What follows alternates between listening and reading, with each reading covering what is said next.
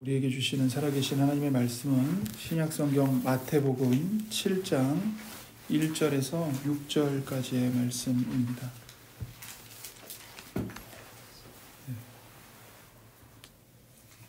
제가 가지고 있는 성경으로는 신약 10면에 있습니다. 마태복음 7장 1절에서 6절 말씀입니다.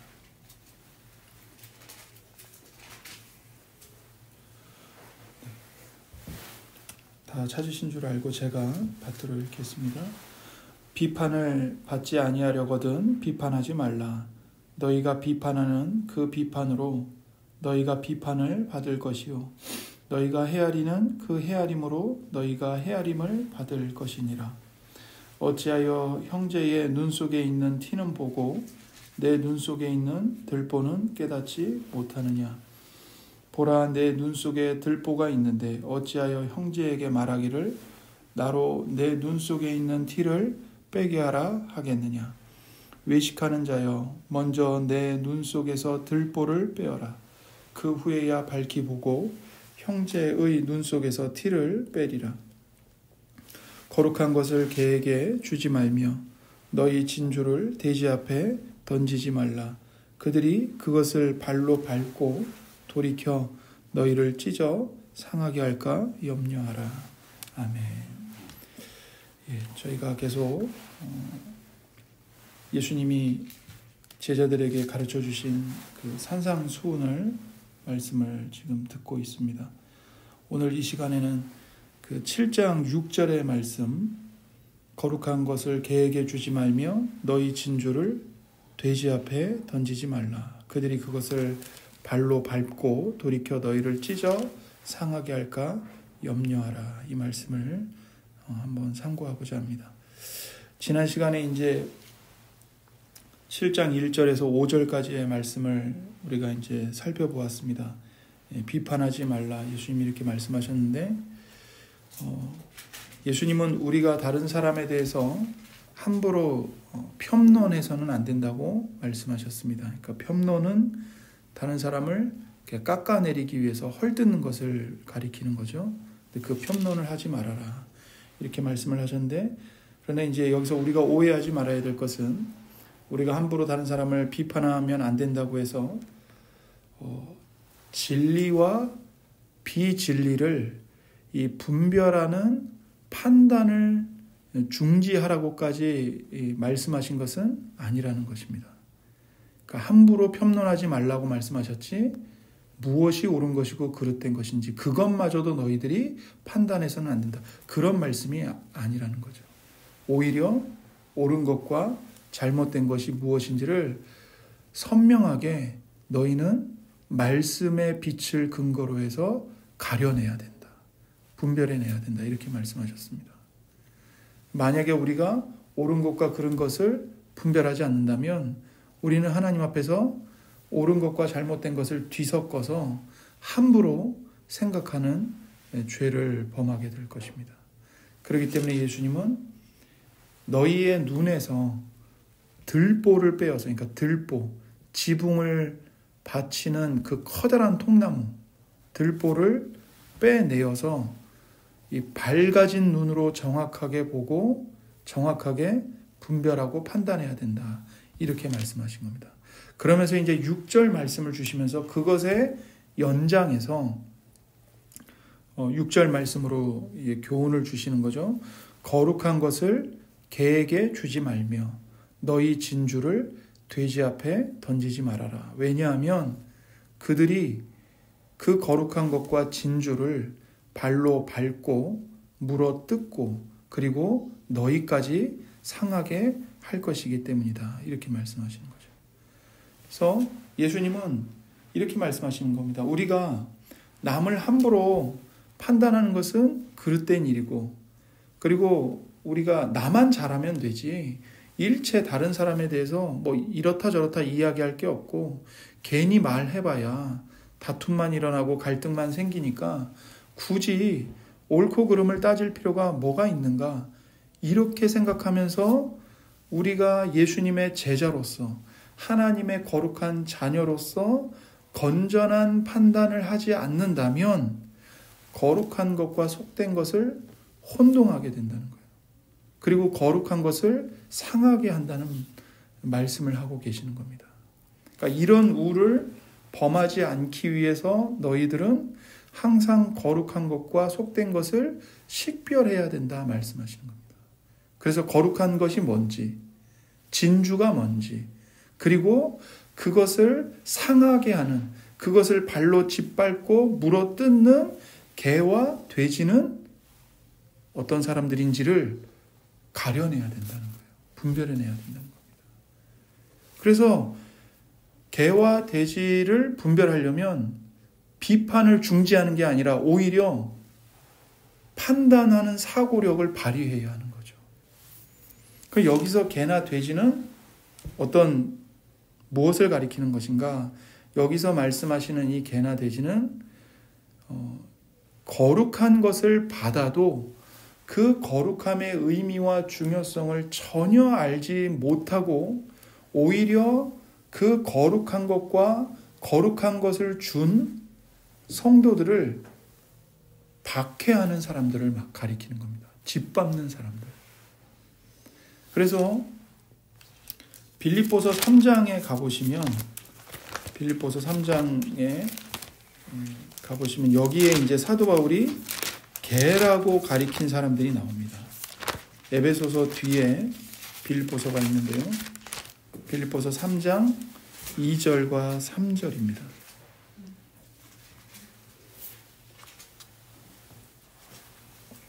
빌립보서 3장 2절과 3절 이렇게 보시면 2절을 보시면 사도 바울이 말하죠. 개들을 삼가해라. 행악하는 자들을 삼가고 몸을 상해하는 일을 삼가라. 이렇게 말씀하십니다. 그래서 바울이 행악하는 자들과 몸을 상하게 하는 일을 하는 사람들과 개들을 지금 하나의 무리로 묶고 있죠. 그래서 여기서 지금 몸을 상해하는 일을 하는 사람들은 누구를 가리키는 거냐면 할례를 받아야 된다고 주장하는 유대인들을 가리킵니다. 그러니까 지금 이 빌립보 교회 안에 어떤 사람들이 들어와서 교회를 혼란을 일으키고 있었냐면 예수님을 믿는다고 고백하면서 교회 안에 들어와서 거짓된 복음을 전하는 거예요. 그게 뭐냐면 너희들 예수님 믿는 것만으로는 구원 못 받아. 우리들처럼, 우리 유대인처럼 할례를 받아야 돼. 할례를 행해야 돼. 그리고 모세가 전해준 구약의 모든 율법을 온전하게 지켜야만 구원받을 수 있어. 예수님 믿는 것만으로는 부족해. 안 돼. 이런 거짓된 복음을 전하면서 교회를 어지럽힌 겁니다. 성도들이 참된 십자가 복음에서 떠나게 만드는 거죠. 미혹하는 거죠. 그들을 행악하는 자들과 아울러서 개들이라고 말하는 겁니다. 그러면서 3절에 뭐라고 말하냐면 할례를 행한 자들이 진짜 할례파가 아니고 어떤 사람들이 할례파냐면 하나님의 성령으로 봉사하며 그리스도 예수로 자랑하고 육체를 신뢰하지 않는 우리들, 예수님을 믿는 성도들이 곧 할례파다 이렇게 말씀하는 거죠. 그러면서 3장 18절과 19절을 보시면 그들에 대해서 그 할례파, 개들을 가리켜서 이렇게 말합니다. 18절에 내가 여러 번 너희에게 말하였거니와 이제도 눈물을 흘리며 말하노니 여러 사람들이 그리스도의 십자가의 원수로 행하느니라.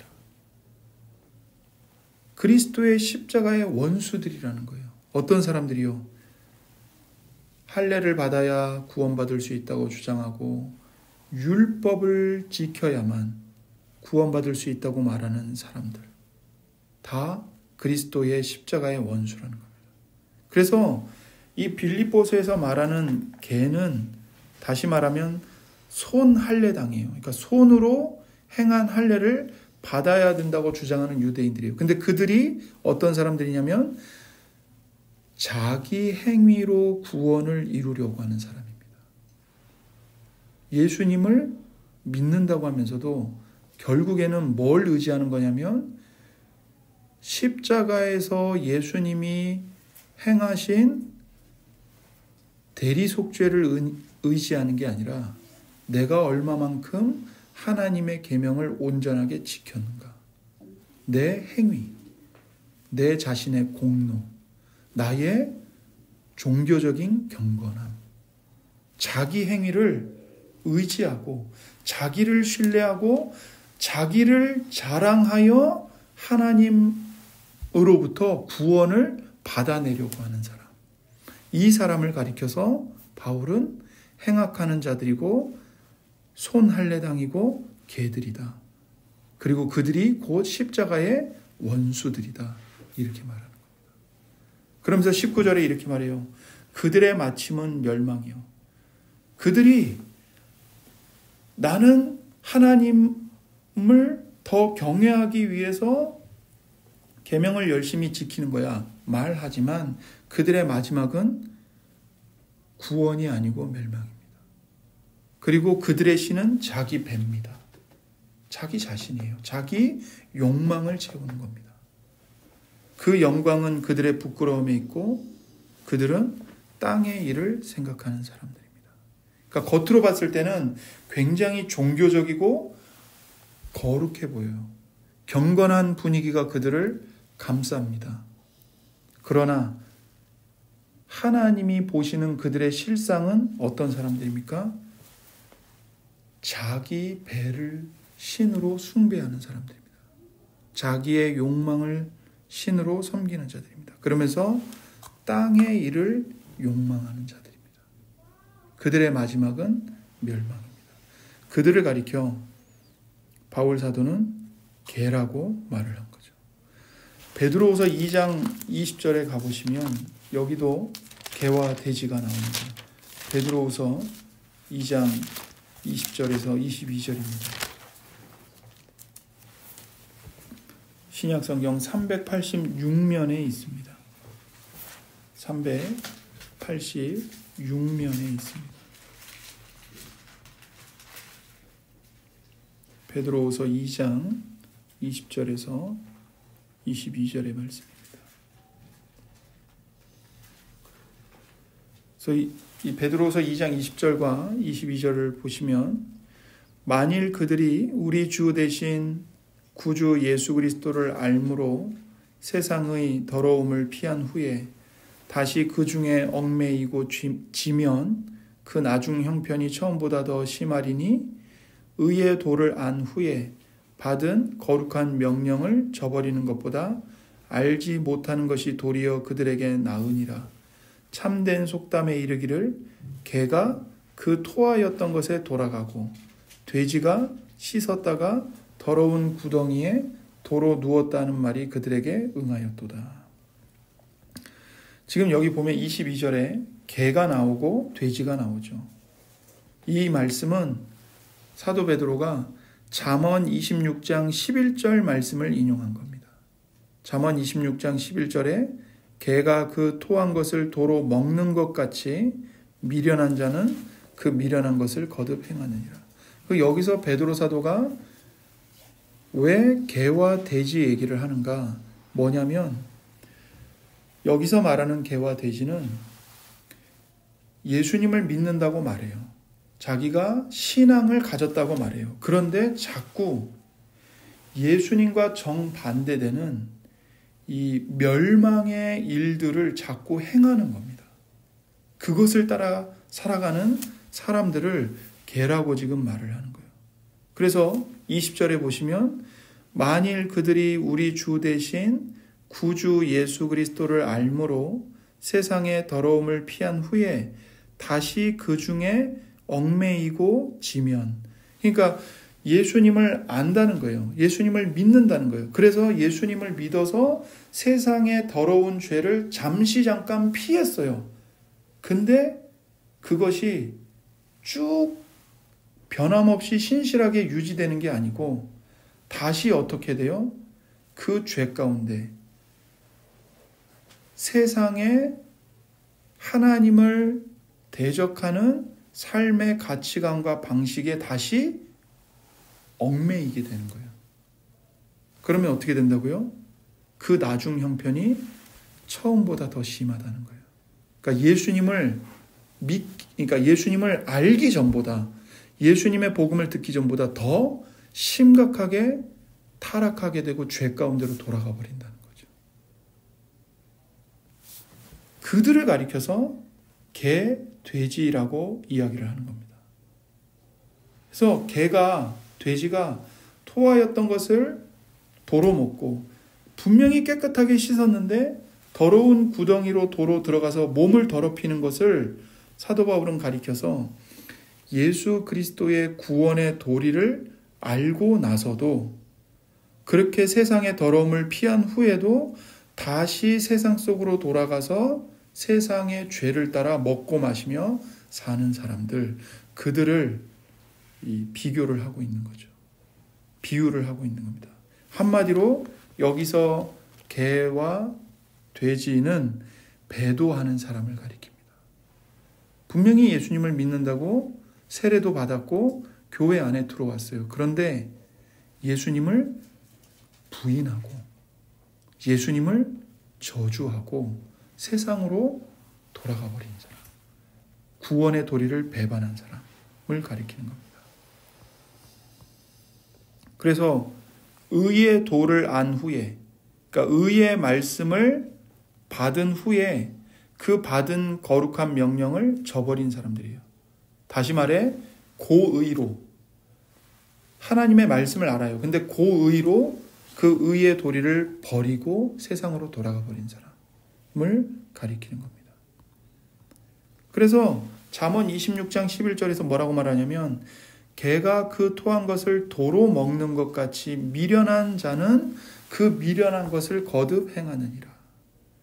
그러니까 자기는 복음을 받았다고 스스로 생각해요. 근데 마음이 여전히 거듭나지 않아서 미련함이 가득 차서 깨달음이 없어요. 그렇기 때문에 자기는 복음을 받은 줄로 여기고 살았는데 참된 신앙이 그 마음속에 들어가지 않아서 교회도 다녀요. 예배 때 눈물도 흘려요. 종교적인 감정과 분위기에 사로잡혀요.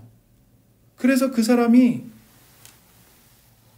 살아가는 걸 보면 상당히 기독교인인 것처럼 살아가요. 왜냐하면 종교적인 분위기가 그 사람을 지배하고 움직이고 있기 때문에. 그런데 그러다가 정작 문제는 뭐냐면 그 속에 신앙의 뿌리는 없어요. 마음속에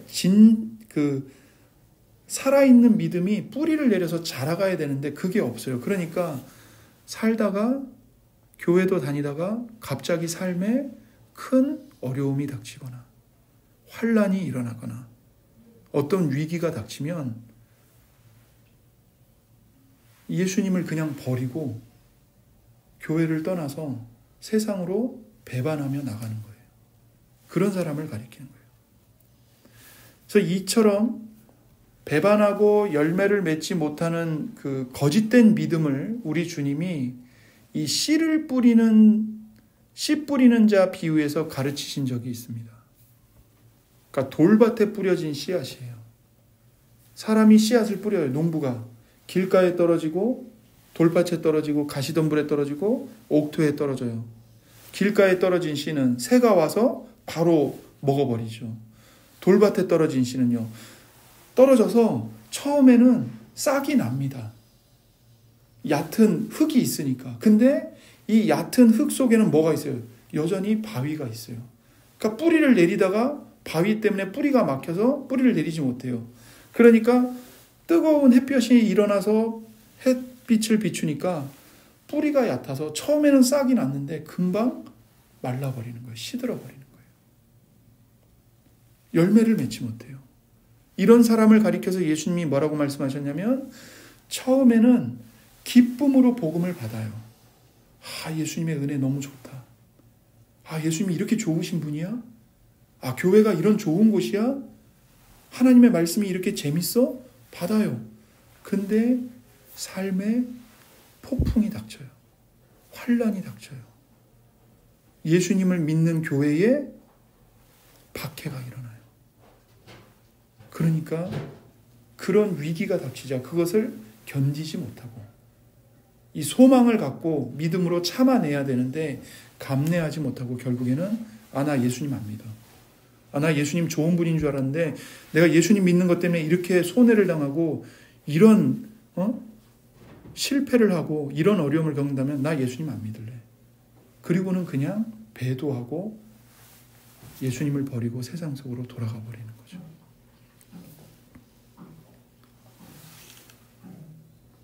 그저 종교 생활로 교회를 다니고 말씀도 배워요. 하지만 정작 세상살이에서는 세상과 똑같이 생각하고 세상으로 만족하고 즐거워하는 사람들이 있어요.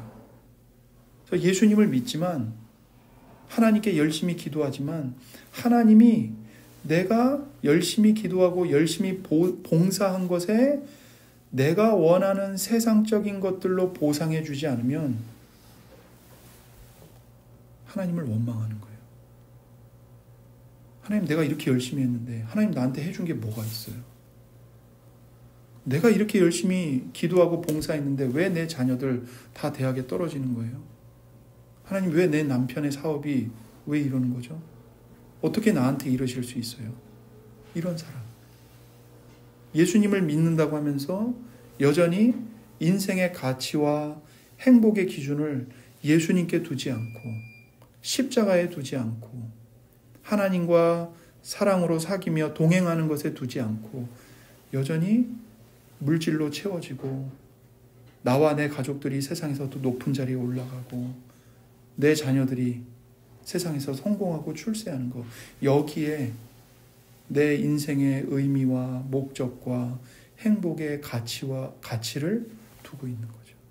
그래서 그런 사람은 교회를 다니고 열심히 봉사도 하고 성경 공부도 하고 기도도 많이 해요. 그러나 그 사람의 삶은 세속주의가 다스리고 있는 거예요. 세속주의가 중심에 있는 거예요. 이런 사람들은 교회를 다녀도 복음이 주는 거룩한 기쁨을 맛보지 못해요. 고난 중에서도 기뻐할 수 있는 그 기쁨. 예수님과 함께 십자가를 짊어지고 그 좁은 길, 가시밭길을 걸어가는데 하늘이 주는 신령한 기쁨을 전혀 맛보질 못해요. 거룩한 생활을 할 수가 없어요. 결국 뭐와 같냐면 예수님 믿기 전에 토했던 것을 다시 돌아가서 그것을 도로 먹는 거예요. 예수님 믿어보니까 별거 없어. 내가 교회를 10년을 다녔는데 별거 없더라고. 그러면서 오히려 복음을 처음 듣는 사람보다 그런 사람들이 오히려 더 교회를 미워하고 복음을 전하는 것을 방해해요. 나 예전에 청년 때 나 청년부 회장도 해봤어. 내가 40일을 새벽 기도를 한 사람이고 내가 교회에서 할 수 있는 봉사는 다 해본 사람이야. 근데 그렇게 내가 예수님 열심히 쫓아다녔는데 예수님이 나한테 해준 거 아무것도 없어. 예수님 믿어봐야 소용없다니까. 오히려 하나님 나라에 더 원수가 되는 거죠. 그래서 이런 사람은 거룩하신 하나님을 알지 못하는 사람입니다. 교회를 떠난 사람들에게만 이런 사람들이 있는 게 아니고 여전히 교회를 다니면서도 세속주의를 따라 사는 사람들이 있어요. 아무리 성경을 많이 알고 심지어 저처럼 성경 말씀을 전하는 목사라 할지라도 지도자라 할지라도 교회에서 중요한 일을 결정하는 중직자라 할지라도 여전히 세상, 여전히 내 자존심, 여전히 나의 형통함, 이런 것을 중심에 두고 신앙생활을 하는 사람들이 있습니다. 저도 예외가 아닙니다. 그래서 그런 사람은 아무리 교회를 많이 다녀도 성경을 심지어 가르친다 해도 거룩하신 하나님을 조금도 알지 못하는 사람입니다. 그래서 그의 삶이 일반 사람들이 볼 때는 아름다워 보일 수 있어요. 종교적인 분위기가 감싸고 있어서 거룩해 보일 수 있습니다. 선하게 보일 수 있습니다. 심지어 실제로 선한 일을 많이 할 수도 있습니다. 세상 사람들이 좋아하는 정의로운 삶을 살 수 있습니다. 그러나 그 사람은 거룩하신 하나님과 아무런 관계가 없는 사람입니다. 하나님이 주신 거룩함이라는 속성과 아무 관련도 없는 사람인 거죠. 이 세상에도 상당히 종교적이고 상당히 도덕적이고 상당히 의롭고 상당히 희생적인 삶을 사는 사람들이 있습니다. 이 세상에도 의인이 있고요, 열사가 있고요, 도덕 군자가 있고요, 이타적인 사람이 있어요. 그러나 그렇다고 해서 그 사람들이 거룩하냐? 그렇지 않습니다. 거룩한 속성과는 아무 상관이 없는 사람들이에요.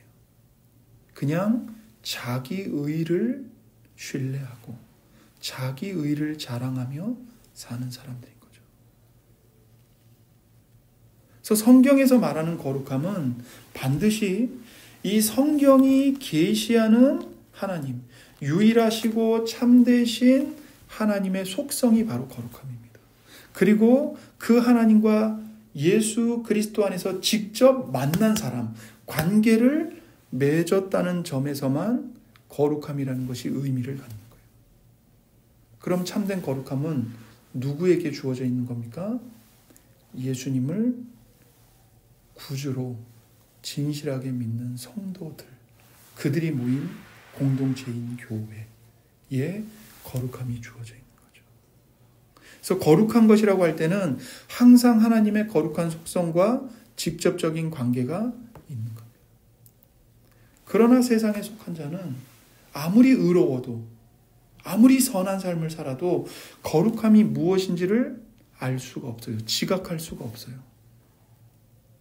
그래서 그들에게는 하나님의 거룩한 것을 줘도 그게 얼마나 중요한 것인지를 모릅니다. 그냥 밟고 물어뜯고 찢는 것밖에는 할 수 있는 게 없어요. 그렇기 때문에 예수님은 주의하라는 겁니다. 함부로 거룩한 것을 주지 말라는 거예요.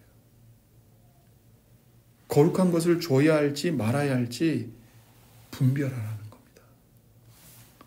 여기에서 이제 우리가 한 가지 오해를 하면 안 돼요. 거룩한 것을 아무한테나 함부로 주면 안 된다. 개나 돼지에게는 주면 안 된다고 하니까 이렇게 오해하는 사람들이 있어요. 예수님을 모르는 이방 사람들에게는 복음을 주면 안 된다. 그들에게는 복음을 줘봤자 다 발로 밟고 찢을 뿐이다. 그렇게 생각하는 경우가 있습니다. 오해입니다. 그러니까 이런 생각은 왜 하냐면 당시의 유대인들이 이 유대인들을 빼놓고 나머지 이방 사람들은 다 개라고 여겼어요. 그렇기 때문에 예수님이 이방 사람은 다 개니까 이방 사람에게는 거룩한 하나님 나라의 복음을 주면 안 된다. 그들에게 줘봤자 그들은 발로 밟고 찢어버릴 것이다. 예수님이 이런 의미로 말씀하셨다고 생각해서는 안 됩니다. 그건 오해입니다. 오히려 예수님은 너희는 땅 끝까지 가서 복음을 전해야 된다. 너희가 만나는 사람들이 누구든지 가난한 사람이든 부한 사람이든 무례한 사람이든 예의가 바른 사람이든 복음을 전해야 된다는 거예요.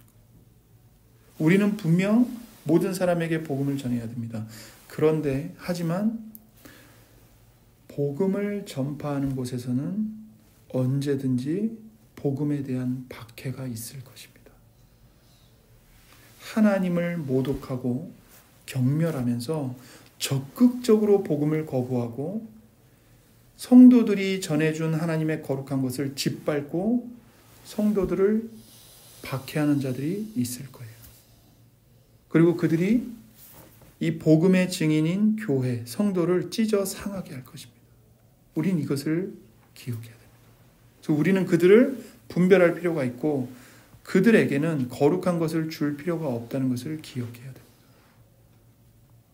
그러니까 마가복음 6장 10절과 11절에 예수님이 이 복음을 전하러 파송하는 제자들에게 이렇게 말씀하셨어요. 또 이르시되 어디서든지 누구의 집에 들어가거든 그곳을 떠나기까지 거기 유해라. 거기 유해서 거기에 머물러서 복음을 전파하라는 거예요. 모든 사람들이 듣도록. 그런데 어느 곳에서든지 너희를 영접하지 아니하고 너희 말을 듣지도 아니하거든 거기서 나갈 때에 발 아래 먼지를 떨어버려 그들에게 증거를 삼으라. 말씀하시는 겁니다. 복음을 전해라. 어디든지 가라. 누구든 만나라.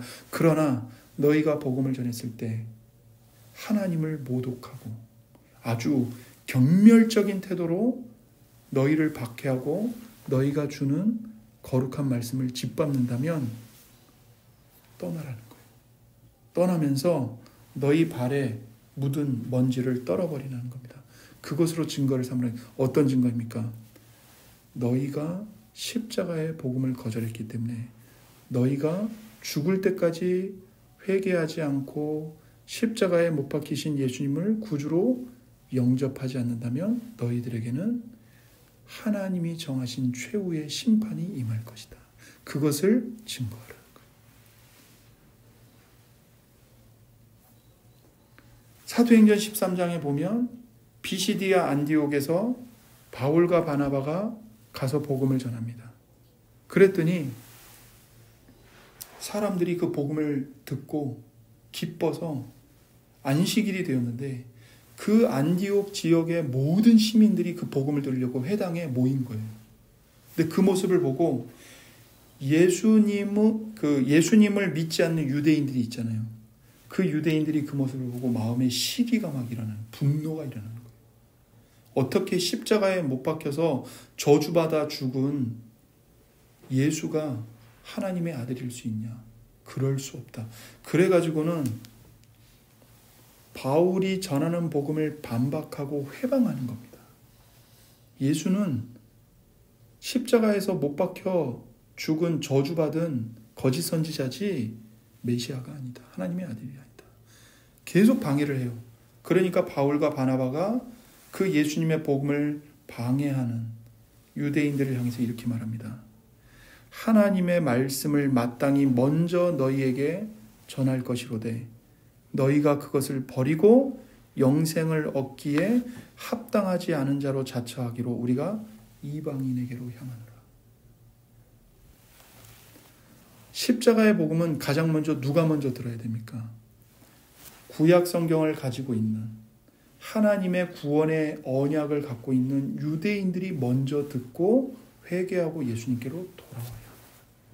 그래서 예수님도 이 땅에 오셨을 때 이방인들에게 찾아가서 복음을 전하신 게 아니라 먼저 그 갈릴리 가나안 지역에 있는 유대인들에게, 즉 아브라함의 혈통, 아브라함의 육신의 자손들에게 먼저 복음을 전하신 거예요. 근데 그들이 그 복음을 거부하고 예수님을 십자가에 못 박아 죽여버렸어요. 그러니까 바울과 바나바도 복음을 전하러 가잖아요. 그 이방 지역에 가면 가장 먼저 유대인들에게 먼저 복음을 전했어요. 근데 이 유대인들이 복음을 거부하는 거예요. 저주하는 거예요. 그러니까 바울과 바나바가 뭐라고 말하냐면 너희가 이 복음을 버리고 영생을 얻기에 합당하지 않은 자로 스스로 너희들이 원했다. 그러니 우리는 이제 이방인에게 가겠다. 너희들에게는 더 이상 복음을 들을 자격이 없다. 이렇게 얘기하는 거죠. 그래서 예수님이 제자들을 파송하시면서, 부활하신 예수님이 사도들을 파송하시면서 말씀하신 게 바로 이겁니다. 복음을 전해라.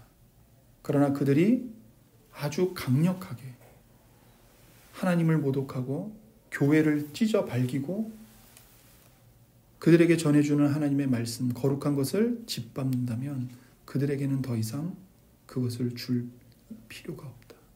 이유가 없다. 그 복음을 소중히 여기는 자들에게로 가라 말씀하시는 겁니다. 그래서 우리는 세상 사람들이 거룩한 것을 밟고 찢는 모습을 보면서 우리가 조금이라도 낙심할 이유가 없습니다. 왜요? 이미 예수님이 그럴 거라고 예고하셨기 때문입니다. 절망할 필요가 없습니다. 우리는 오히려 예수님이 그들이 거룩한 것을 짓밟고 교회를 물어 뜯을 것을 미리 알려주셨으니 그것을 미리 기억하고 그저 일어날 일이 일어났을 뿐임을 알고 담대해야 합니다. 담대해야 합니다. 여러분, 지금 한국 분위기가 어떻습니까? 교회가 성공할 것 같은가요? 100년 후에 이 땅에 교회가 남아있을 것 같습니까? 어떤 느낌이 드세요?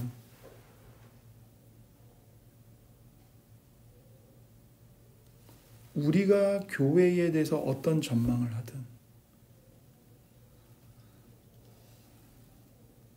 교회에 대한 현 상황, 세상 사람들이 가지고 있는 교회에 대한 인식이 그 통계 자료가 어떠하든 여러분, 우리는 낙심할 수 없고 절망해서는 안 됩니다. 왜요? 예수님이 마태복음 16장에서 분명하게 선언하셨습니다. 내가 예루살렘에 올라가서 대제사장들과 장로들에게 넘겨져서 극심한 고난을 받고 내가 십자가에 못 박혀 죽어야 한다. 죽을 것이다. 베드로가 어떻게 예수님에게서 그런 일이 일어날 수 있습니까? 그럴 수 없습니다. 우리가 예수님이 십자가에 못 박혀 죽도록 내버려 두지 않을 겁니다. 근데 예수님이 베드로에게 너는 사탄이다. 너는 나를 넘어지게 하는 자다. 말씀하시면서 뭐라고 그러냐면 내 교회는 반석 위에 세워진 교회다. 어떤 지옥의 관세도 내 교회를 무너뜨릴 수 없다라고 선언하십니다. 오히려 교회가 지옥의 문들을 다 무너뜨릴 것이다. 선언하셨어요. 내가 내 교회를 이 반석 위에 세우리니 음부의 권세가 절대로 이기지 못하리라.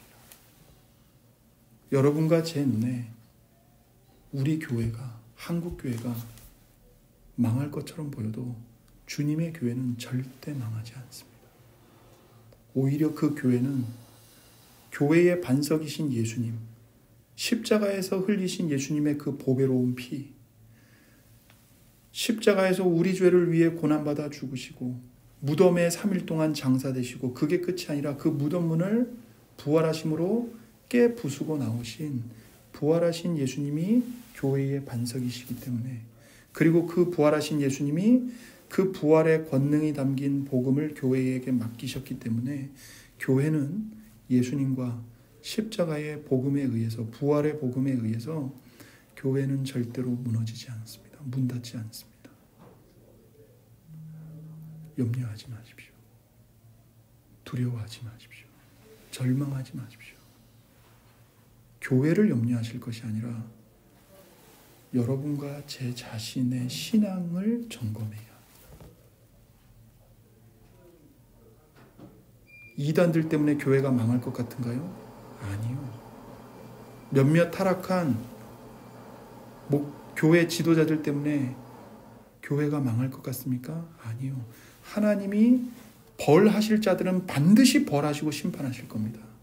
그러나 주님의 교회는 주님을 진실하게 믿고 따르는 성도들을 하나님의 성령께서 끊임없이 거듭나게 하시고 구원하셔서 불러 모으실 것이고, 아무리 사람의 눈에 연약해 보인다 할지라도 주님이 피로 값주고 사신 주님의 몸인 교회 공동체는 반드시 이 땅에 남아서 예수님이 다시 오실 때까지 이 생명의 복음을 모든 사람에게 전파할 것입니다.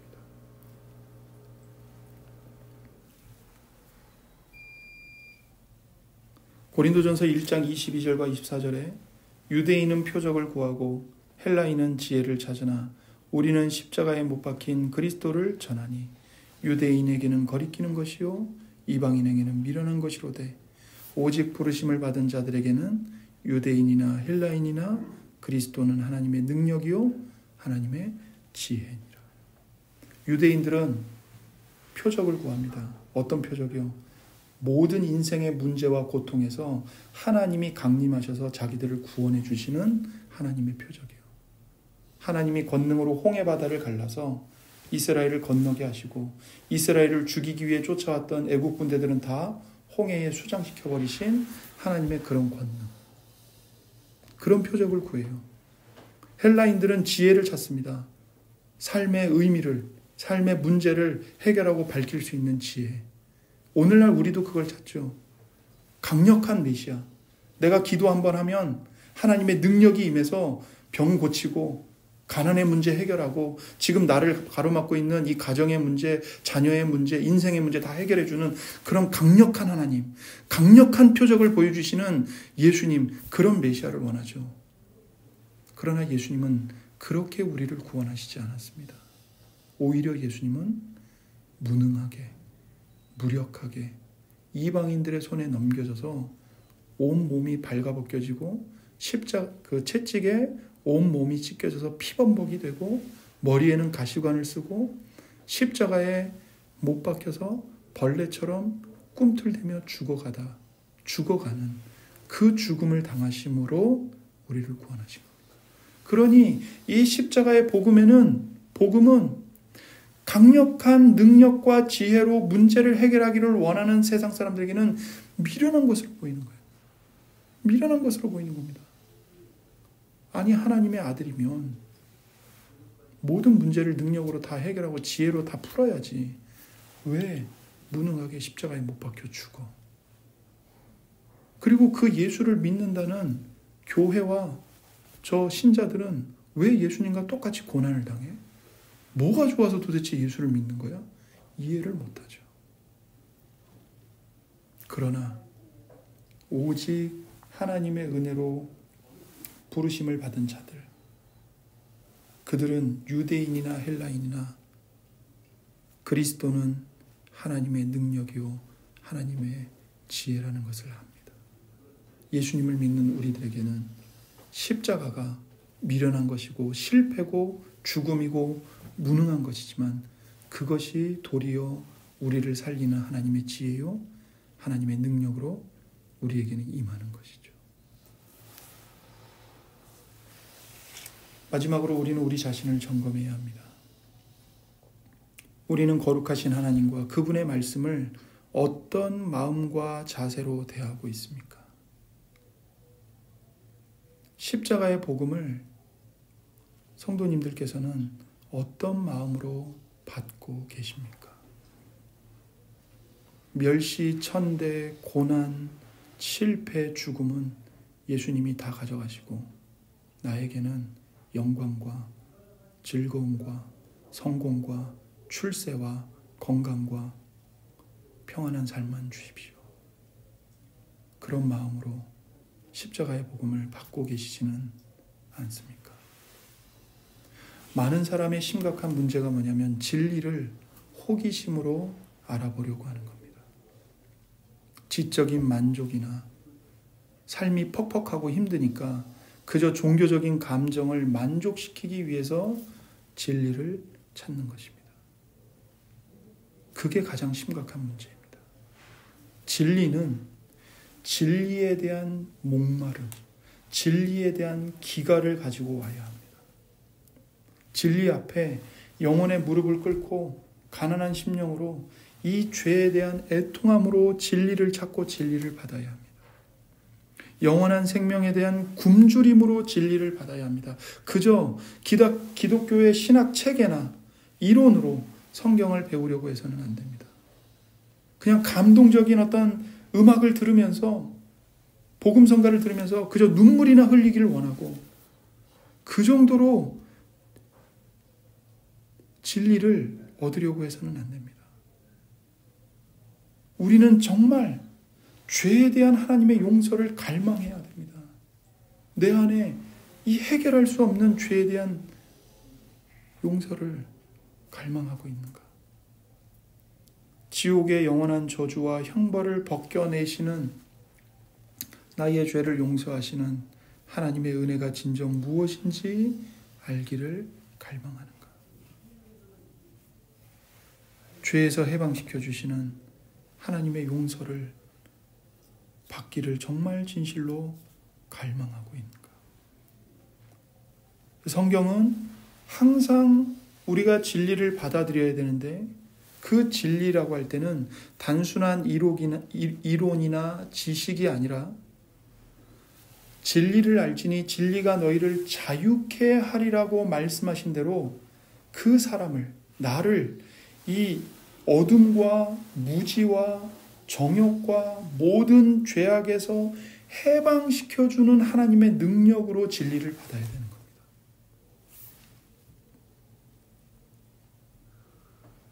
이것은 오직 성령에 의해서만 가능합니다. 고린도전서 2장 10절과 13절에 오직 하나님이 성령으로 이것을 우리에게 보이셨으니 성령은 모든 것, 곧 하나님의 깊은 것까지도 통달하시느니라. 하나님이 이 십자가의 복음과 구원, 하나님의 지혜와 하나님의 능력을 우리에게 어떻게 보이셨습니까? 성령으로 보이신 겁니다.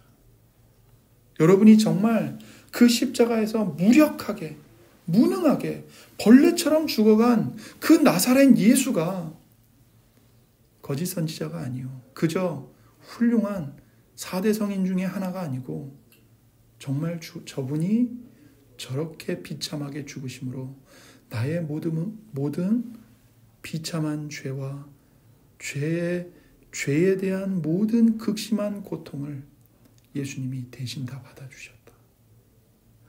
예수님이 피 흘려 죽으셨기 때문에 내가 더 이상 하나님 앞에서 죽지 않게 되었고 영원한 생명을 받아 누리게 되었다. 이것이 정말 믿어진다면 여러분이 남들보다 종교성이 뛰어나서 종교적인 감각이 예민해서 그 십자가의 복음을 받아들이게 된 것이 아니고 하나님의 성령이 여러분에게 선물로 임하셔서 성령에 의해 그 십자가의 복음을 알게 되었고 믿게 되신 겁니다. 하나님이 성령으로 여러분에게 십자가의 복음을 보여주신 겁니다. 13절에 우리가 이것을 말하거니와 사람의 지혜가 가르친 말로 아니하고 오직 성령께서 가르치신 것으로 하니 영적인 일은 영적인 것으로 분별하느니라. 사람의 똑똑한 말, 지혜로운 말, 아름다운 화술 때문에 우리가 예수님을 믿게 된 게 아닙니다. 만약 그것 때문에 예수님을 믿고 있다면 그런 똑똑한 지혜와 지식의 말들이 사라질 때 우리는 예수님을 버리고 배도하게 될 것입니다. 그러나 우리는 사람의 지혜에 가르친 말로 십자가의 복음을 믿게 된 게 아니라 오직 성령께서 가르쳐 주신 말씀에 의해 예수님을 믿게 되었습니다. 그렇기 때문에 이 영적인 것, 거룩한 것은 말 그대로 성령에 의해 영적인 것으로만 분별이 되는 겁니다. 우리가 이렇게 진리를 받으려면 심령이 가난한 상태여야 합니다. 성령이 우리에게 오셔서 하시는 일이 뭐냐면요, 나의 죄악됨을 깨닫게 하시는 겁니다. 내가 얼마나 무가치한 존재인가. 내가 지금까지 했던 일들이 얼마나 헛된 일들인가. 내가 아무것도 아니구나. 나는 하나님의 아들이신 예수님까지 십자가에 못 박아 죽인 끔찍한 악인이고 행악자구나. 그걸 깨닫게 하시는 거예요. 성령이 오셔서. 그래서 내 힘으로 뭔가를 해낼 수 있다는 자기 신뢰를 성령께서 다 부수십니다. 내가 의지하는 착한 일, 그래도 하나님 앞에서 내가 이거 하나는 잘했어. 그래도 내가 그때 그 일은 내가 참 잘했지. 그거를 다 산산조각 내버리시는 거예요. 죄에 대한 애통함으로 마음이 산산조각 나게 하십니다. 그런 사람만이 십자가의 복음을 거룩한 것으로 받아들입니다. 붙듭니다. 그리고 그 복음이 주는 참된 용서와 자유를 얻게 됩니다. 주님 앞에서 바로 내가 개와 돼지와 다를 바 없음을 자각하고 통곡하는 그 심령 가운데에 예수님의 십자가가 세워지고 그리스도의 보혈이 흐르고 하나님의 나라가 임하는 겁니다. 여러분, 예수님의 십자가가 어느 언덕 위에 세워졌죠? 갈보리 언덕입니다. 골고다 언덕이에요. 그 갈보리, 골고다 말의 뜻이 뭡니까? 해골입니다. 해골이에요. 왜 해골이냐면 이 예수님이 십자가에 못 박힌 동산이 높아요. 밑에서 이렇게 그 동산을 보면 사람 눈구멍처럼 커다란 구멍이 두 개가 이렇게 박혀 있어요. 언덕 절벽에. 그게 해골처럼 보여요. 그래서 골고다 언덕, 갈보리 언덕인데 그게 단순히 그렇게 보이기 때문에 지명을 그렇게 정한 것이지만 예수님의 십자가가 그 해골이라고 뜻하는 골고다 언덕에 세워진 영적인 의미가 있습니다. 해골은 죽음을 뜻하죠. 죽음을 상징하는 해골 위에 예수님의 십자가가 세워집니다. 그리고 그 십자가에서 흘리신 예수님의 피가 해골 속으로 흘러들어갑니다. 그럼 그 해골이 어떻게 되죠? 살아나는 겁니다. 살아나는 거예요. 그냥 이런 일반적인 또다시 죽을 수밖에 없는 자연적인 생명으로 살아나는 게 아니고 죽음을 이기신 예수님의 그 부활의 생명으로 정말 새로운 피조물로 다시 태어나고 살아나는 겁니다. 이 십자가가 어느 언덕 위에 세워질까요? 내 자신이 해골이라고 자각하는 사람.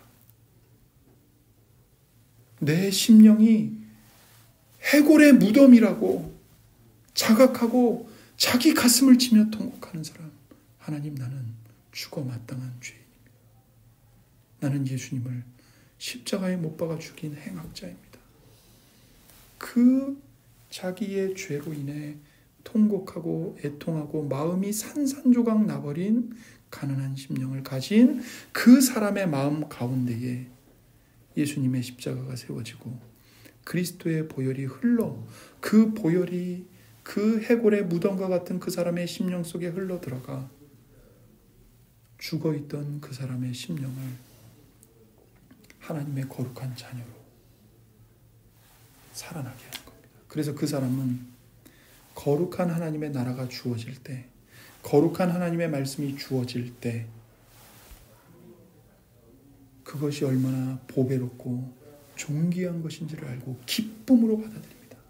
그 거룩한 것과 함께 고난이 온다 할지라도, 그 거룩한 것과 함께 고통이 찾아온다 할지라도 거룩한 것과 함께 그 고통을, 고난을 기쁨으로 감싸 안습니다. 마치 밭에 감추인 보화를 발견한 사람이 자기의 전 재산을 다 팔아서 그 밭을 사는 것처럼 내 인생의 전부를 다 내다 팝니다. 내가 가진 모든 생명을 다 모든 자원, 모든 시간, 모든 것을 다 팝니다. 그리고 고난으로 둘러싸인 그 십자가의 보배, 십자가의 영원한 생명을 내 것으로 받아들이는 겁니다. 이것이 성령으로 거듭난 사람의 특징입니다.